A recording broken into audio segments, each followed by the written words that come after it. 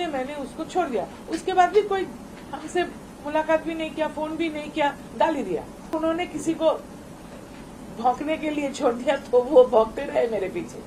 मेरा सर कटेगा लेकिन झुकेगा नहीं, मैं बहुत सह लिया।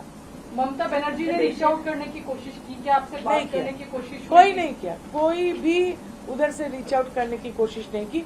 मैंने जो जिला सभापति थी, ये चुनाव में इसका जब नतीजा मुझे पता चला कि वहाँ अच्छा नहीं हुआ, मैंने जिम्मेवारी खुद पर लिया कि शायद मैं सभापति के तौर पे काम नहीं कर पाई, इसलिए मैंने उसको छोड़ दिया। उसके बाद भी कोई हमसे मुलाकात भी नहीं किया, फोन भी नहीं किया, गाल ही दिया।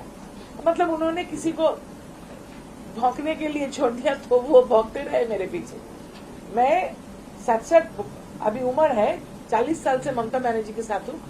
ये हमारे देखने का भी दिन आएगा, मैंने सोचा नहीं कि किसी को बोल देगा कि उसको गाली दो, ये ठीक बात नहीं है। मैं 84 से ममता बनर्जी के साथ हूँ और 96 से लेकर 2001 तक 2005 में काउंसिलर इलेक्शन में मुझे लड़ाया, मैं लड़ गई।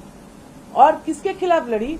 वहां तब बामफ्रंट थे, कहीं चीफ मिनिस्टर के खिलाफ, कहीं चीफ विप के खिलाफ, कहीं मेयर के खिलाफ। मैं तो लड़ते लड़ते यहाँ आई हूँ। मेरे, आप जानते कि नहीं है मुझे पता नहीं, मेरे मामा जी, खुद का मामा, ये 5 दफे का सांसद थे, 5 या 7 दफे राज्यसभा लोकसभा मिलाकर कम्युनिस्ट लीडर थे। और मेरे जेठ जी पश्चिम बंगाल में मंत्री रह चुके। मेरा दादाजी फ्रीडम फाइटर थे, स्वतंत्रता सेनानी। मेरा पिताजी भी लड़ते लड़ते मरे। मैं उस फैमिली से हूँ। मेरा सर कटेगा लेकिन झुकेगा नहीं, मैं बहुत सह लिया। ऐसा जो विश्वासघात बोलता है उनको ये याद रखना चाहिए कि मैं 2011 में ममता बनर्जी मुख्यमंत्री बनने का बाद यहाँ नहीं आई।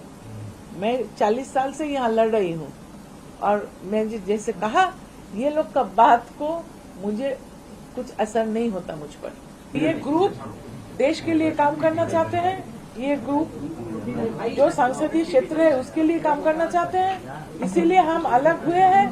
हम चाहते हैं केंद्रीय सरकार और हमारे जो राज्य सरकार है ताल मिलके हमारा जनता है, मतदाता है, उनके लिए काम करना। तो अभी हम लोग पहला कदम लिया, कभी जाने दो फिर बताएंगे। तो ये निर्णय आपने, ये डिसीजन कब लिया कि अब हमें अलग गुट बना लेना चाहिए? देखिए, ये तो हमारे पास नाराजगी थी जब आरजीकर में वैसा बलात्कार हुआ, खून हुआ और उसको छिपाने के लिए एक बिल्डिंग को तोड़ दिया गया। तभी से मन में था, लेकिन हमारे चुनाव आगे 26 में था। हमने एकाएक बात किया, हम लोग जो हमारे लीडर है उनसे भी बात किया, लेकिन कुछ खुल के नहीं, इसलिए कहा कि चुनाव में असर पड़ेगा।